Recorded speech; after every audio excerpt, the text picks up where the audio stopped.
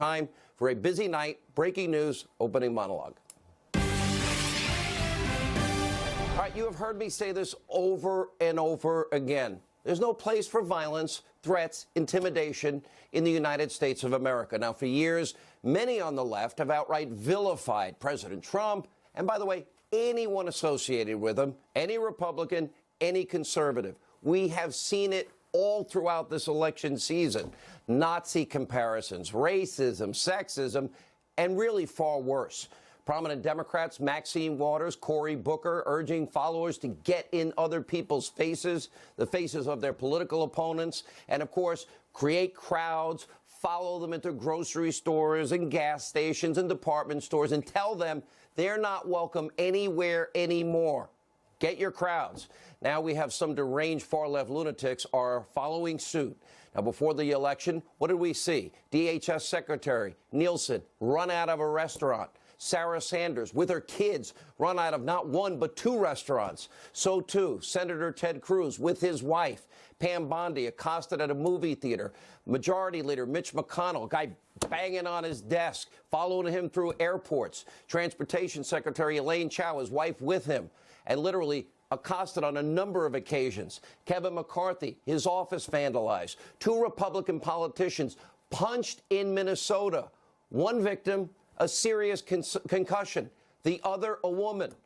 And we had, just before the election, packages, white powder mailed to the president, his son, Don Jr., his wife, Mattis, Ray, Gina Haspel. Fox News has also been a target of the mob. We just saw Brian Kilmeade. Well, he was stalked through the streets of New York City, harassed, followed in a subway, called out in a subway. Now, I've had more threats in my personal life you could ever imagine. I don't talk about it often. Last night, our friend Tucker Carlson targeted at his own home in Washington, D.C. Angry group, far-left extremists surrounding his house, his wife home alone, having to barricade herself inside the house and calling the police, but not before the mob literally cracked his front door, throwing themselves against it, vandalizing his driveway and his car with spray paint, and shouting threatening messages over a bullhorn. This is your radical left-wing Democratic Party tonight. Outside your home, we want you to know we know where you sleep at night. We know where you sleep at night. We know where you sleep at night.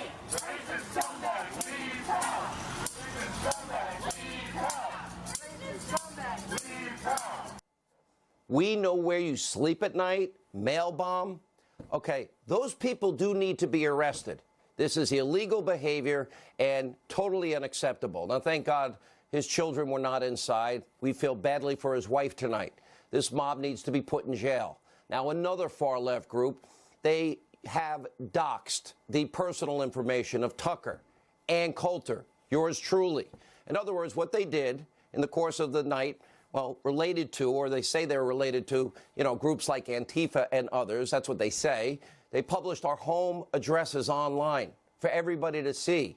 Why? They're spurring threats, violence, intimidation. By the way, for me, I'm not living my life in fear. I'll be intimidated by nobody.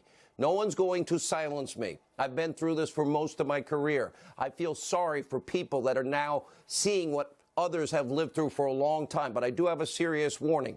Nothing good is going to come out of this.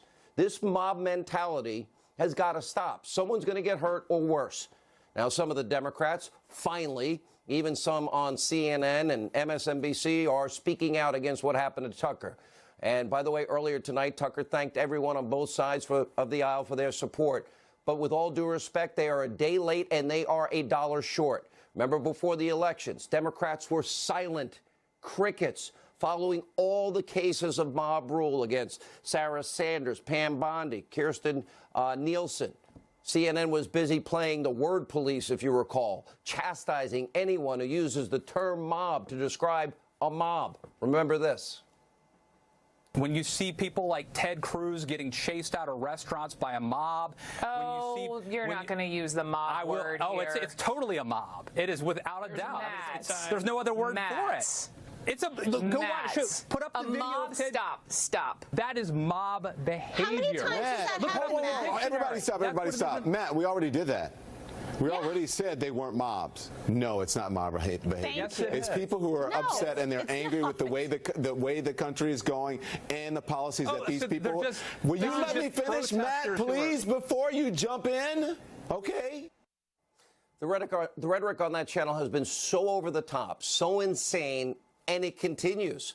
Now, nobody deserves to be stalked, harassed, and threatened by an angry mob. Now, sadly, even one of their anchors is being threatened. We stand in solidarity with him tonight. We don't want everybody. Let me be very clear. Leave everybody alone.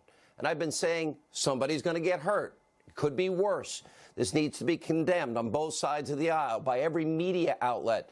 And by the way, there's plenty of, well, vilification of political differences. I'm not against any free speech. Words are words. Threats are a very different thing. Let's not create the crowds. Let's not follow people, cabinet members, into department stores, gas stations, and so on, and tell them they're not wanted anywhere anymore, or to kick them, or we can't be civil. Let me tell you, if you're a conservative tonight, let me say this. And let's say you see somebody you don't like, politically, someone you disagree with. Leave them alone. Leave them alone. They're with their families. They're eating. Leave them alone. We don't want to be like these left-wing radicals.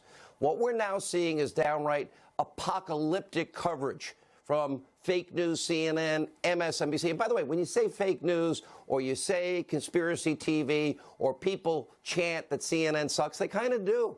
But that's not a threat. That's an opinion. Those are words. By the way, others, all of this conspiracies around Jeff Sessions' departure. They obviously, by the way, and the great indicator they weren't happy about Tuesday, they don't want to talk about the blue, little trickles. So they're back to their old conspiracy theories. That means they're not happy with we, the people, again, and Donald Trump again. In other words, that the world was shocked again. They didn't get what they want. Many are now claiming that this move is an attempt to meddle with their golden goose, the Mueller witch hunt. There you have it, MSNBC, Rachel Maddow. Get this. She is now actively promoting. This is NBC News. She says in interviews, she is a journalist. I say I'm a talk show host. Being a talk show host, I do news, I do opinion, I do straight interviews, I do debates, I give strong opinion. We're like the whole newspaper. When you say you're a journalist, you're supposed to be fair and balanced. You're supposed to give it right down the middle. She's not a journalist. Now she's partnered with MoveOn.org and the pro-Mueller protest. This is what she tweeted. It's happening. This is the break glass in case of emergency plan to protect the Mueller investigation. 5 p.m. local time. Protest tomorrow, Thursday, November 8th. We knew this would happen at some point. The day has arrived. This is the group she's supporting, MoveOn.org. In case you forgot, they're the group that put out, remember, General Betray Us, that ad? In 2004, they made an ad that compared George Bush to Adolf Hitler. This is the group that NBC wants to align themselves with. And by the way, there's a lot more than even that. I just picked this up before. President Bush, Adolf Hitler. Oh, filmmaker Michael Moore partners with them, and they want to, well, expletive punch Mitt Romney to burn this mother down. That's the group NBC. And conspiracy theorist Rachel Maddow is now helping to organize, promote radical leftist protests. Tom Brokaw, what's going to happen when someone gets hurt at your break the glass moment, led by Rachel? The on-air coverage was even more dramatic, even sicker. Take a look. This is a slow motion, almost a self-coup, by which a president pulls power to himself that he's not supposed to have to protect himself. And what we saw today is a kind of coup against the rule of law, a kind of action that you see in a tin pot dictatorship. It has been a slow-motion Saturday night massacre, starting with the firing of James Comey and now with the firing of the Attorney General. Are we seeing a kind of a gangster mentality at the White House and trying to control the DOJ? I really do think this is a national emergency. I don't think you can overstate the gravity of the situation, and it's incumbent upon, really everyone in public life to respond to this like it's an emergency. People, the broad public, this is the time to, maybe take to the streets. The president's panicked firing of his attorney general today has moved Donald Trump one step closer to impeachment. They obviously got an opinion out of the White House counsel, and they knew exactly what they were doing. As I said earlier, it was just planned like a murder. Now, of course, the mainstream media, they are very worried tonight. According to reports, Mueller is now writing his final report. The probe should finally be coming to an end. No evidence of Trump-Russia collusion. We do have evidence of Hillary Clinton paying for Russian lies, and that became a fraud on a FISA court. That also became the basis to lie to the American people to help Hillary win, propagated by top people in the intel community. And then, of course, they used it as a basis of circular reporting so that they can then get Robert Mueller appointed, with Comey leaking. Now, regardless of the outcome or the timeline of Mueller's witch hunt, Democrats in the House, they're still planning to wage a never-ending, full-scale investigation into everything. Let me make you a promise tonight. We will be watching every day. Let's see if they do anything for you, we the people. And by the way, they just want to attack Trump. They don't care about anything else. That's their top agenda item.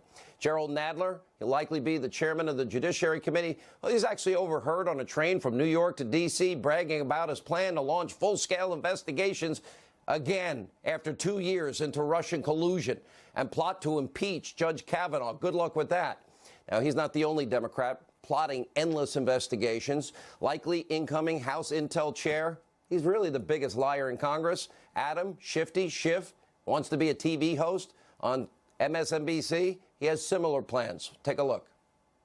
While the Republicans walked away from the investigation, the Democratic minority has continued, and we've been bringing witnesses in, and we've been learning more, and that work won't stop when we take the majority, but we will be able to get answers the Republicans were unwilling to pursue, records that the Republicans wouldn't ask for. The question, though, that I don't know whether Mueller has been able to answer, because I don't know whether he's been given the license to look into it, is were the Russians laundering money through the Trump Organization? And that will be a very high priority to get an answer to, for the reason that if they were doing this, it's not only a crime, but it's something provable, something that the Russians could hold over the head of the President of the United States. Oh, and let's not forget about Congresswoman, Impeach 45, reclaiming my time, Maxine Waters. She's now hoping to become the next House Financial Services chairwoman. Instead of working for the betterment of all Americans, she is plotting revenge, impeachment, and as the head of that committee, she would be overseeing Wall Street. Take a look. They say, Maxine, please don't say impeachment anymore. And when they say that, I say impeachment, impeachment, impeachment, impeachment. And if you see anybody from that cabinet in a restaurant, in a department store, at a gasoline station, you get out and you create a crowd. And you push back on them. And you tell them they're not welcome. And with this kind of inspiration, I will go and take Trump out tonight. And I will fight every day until he is impeached. Impeached 45. This is a bunch of scumbags. That's what they are. Those are very strong words, organized around making money. The fact that he is wrapping his arms around Putin while Putin is continuing to advance into Korea. Well, it's going to be an entertaining 2 years. Our job, we will be keeping an eye on all of them. Now, Democrats, they're now taking their cues from their de facto leader. Of course, Nancy Pelosi, and her track record, her leadership is suspect at best. Take a look. Watch this. We have to pass the bill so that you can find out what is in it away from the fog of the controversy. If what you're doing is cutting the taxes at the high end and therefore not being allowed to invest in the future, you're doing a grave disservice to our country. We all agree that President Trump's decision to end DACA is a despicable act of political cowardice. Donald Trump is a job loser. The debate on health care is life, death. Well, I want a single payer. I mean, I wanted I'd love a single payer, but we're not. In terms of the bonus that corporate America received versus the crumbs that they are giving to workers to kind of put the schmooze on is so pathetic. So what? They're going to say if you give them bump stock, it's going to be a slippery slope. I certainly hope so. The priorities of the American people, and they are not what President Bush, excuse me. I'm so sorry, President Bush. We've seen nothing that we can work, but I can work with President Bush on. The president's fitness for office is something that is being called into question. I'm very worried about his fitness. All right, do you see anything there indicating Democrats have plans to make your life better? Of course not. They're on a path for revenge, and this is all about a quest for power. By the way, you know, Obama lost 69 seats between the House and Senate in 2010, and Bill Clinton lost 60. Donald Trump picked up Senate seats. Now, for years, one of the biggest allies of the Democratic Party, obviously CNN. Their constant, destructive, anti-Trump coverage, it's second by second, minute by minute, hour by hour. It's unprecedented. And it's leading the way. Well, you got Chief White House Correspondent Jim Acosta. And yesterday, his permanent White House press pass was revoked after making physical contact with a White House intern during an extremely confrontational line of questioning. It wasn't really a question. He wanted to debate the president and not give anyone else time. Take a look. If I may ask one other question, Mr. President, if I may ask one other question, are you worried? That's enough. That's enough. Mr. President, I was enough. going to ask one of the other folks. That's enough. Pardon me, ma'am. Mr. President, that's enough. Mr. President, I had one other question. Let's go. That's enough. Put down the mic. Mr. President, are you worried about indictments coming down in this investigation? Mr. President. I'll tell you what, CNN should be ashamed of itself having you working for them. You are a rude, terrible person. You shouldn't be working for CNN. And then the president defended Sarah Sanders. How many times does the president of the United States have to say that's enough before CNN respects the office of the presidency? Many on the left rushing to the defense of their anti-Trump hero, Jim Acosta. One host on The View actually accused the White House intern, who's just trying to get the microphone back, of assaulting Acosta. Pretty unbelievable, but true. Take a look.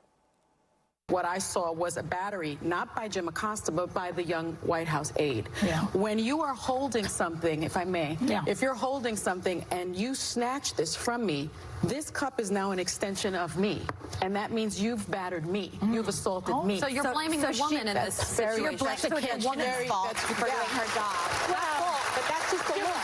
She was told to do it. So I'm not assigning that White House intern should be arrested for battery. I'm telling you what the law is. That's what you call Trump derangement syndrome. That's a mass psychosis. And without a doubt, Acosta deserves to be banned from the White House. He's earned it. He's unprofessional. It's outrageous. It's insulting. He wants to argue with the president. He gets more airtime. And even though claiming to be an unbiased journalist, he always seems to make the story about himself, rarely asking questions, treating his press briefings as debates. He constantly accuses Trump and his administration of everything: racism, sexism. Acosta is a self-serving liberal hack with zero journalistic integrity. But don't take my word for it. We've got some of his greatest hits. Watch him in action. I'm not sure this press conference was ever on the rails. As you heard numerous times during this news conference, the president was just not in touch with reality. The people here who work at this White House all the way up to the president evidently believe that journalists are the enemy of the people, literally the enemy of the people. I'll say that the press is not the enemy of the people. And, I think, maybe we should make some bumper stickers, make some buttons. The law could be different than border security, Sarah. Border security can mean drones, it can mean agents, it could mean more fencing. It doesn't necessarily mean a physical. And that's part of the negotiation that we expect Congress to have. Bumper stickers? Okay, a shameful act. He's supposed to be a journalist. That's a charade. You do a disservice to real journalists in the press corps, and it's a disservice to the American people. We'll have more in a moment. Let's turn to another story. We go to Florida, now bracing for a massive recount tonight. Defeated Democratic Senator Bill Nelson moving ahead on his recount plans after losing to Republican Rick Scott. Rick Scott will join us in just a moment. Currently, Nelson trails by nearly 20,000 votes, but that's still close enough for the mandatory recount. How Nelson has hired, get this, Mark Elias. Name sound familiar? He's the Clinton campaign attorney at Perkins Coie that paid Fusion GPS for the dirty Russian dossier on Trump. So just to be clear, the lawyer at the center of the major recount effort happens to be the same one at the center of the biggest corruption scandal, abuse of power scandal in our history. He's organized an effort behind the dirty dossier for Clinton. He's at the very center of the Democrats' efforts to use campaign op research to malign Trump before and after the election. Now he's hired by Bill Nelson. And tonight it looks like Florida's governor race could also be headed for a recount, despite Democratic Andrew Gillum conceding the race to Ron DeSantis. Now Marco Rubio rightly sounding the alarm, warning of these possible tricks in Broward County, saying Broward election supervisors' ongoing violation of Florida law requiring timely reporting isn't just annoying incompetence. It has now opened up the door for lawyers to come in here and steal a seat in the U.S. Senate and Florida cabinet. There's so many unanswered questions. Why can't Broward and Palm Beach report like every other county in Florida? Now, what is also taking place, by the way, and why is it taking so long to count the votes? Where are serious, mysterious, uncounted ballots? Where are they all coming from? Don't forget, a federal judge recently ruled the county elections chief, Brenda Snipes, illegally destroyed ballots. That was in the Wasserman Schultz 2016 primary race during a pending lawsuit. Snipes, she's still in charge in Broward County. And moments ago, we learned Governor Scott filed a lawsuit, rightly so, against her over serious violations of the law. He will join us. Finally, tonight we end with a sad and a tragic story. The White House flag lowered at half-staff today in remembrance of the 12 victims of this morning's senseless shootings in Thousand Oaks, California. One of the victims was California Sergeant Ron Hillis. He was the first one on the scene, responding right after. Our good friend Adam Housley, he also lost a niece in all of this. Our thoughts and prayers go out to everybody there. All right, we have a lot more to get to tonight when we come back.